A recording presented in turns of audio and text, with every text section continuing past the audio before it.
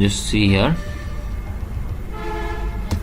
we can transpose this value from here. You can transpose. Okay, and where is transpose? Okay, transpose. So for solving this problem, actually I already transposed this value, and you know how we can transpose this value. And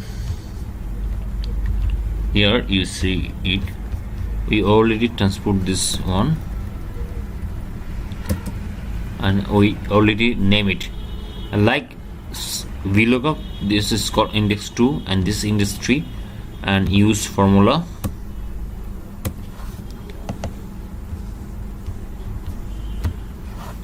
Hlookup. Then this is our lookup value, and we put $sign in front of D for, and then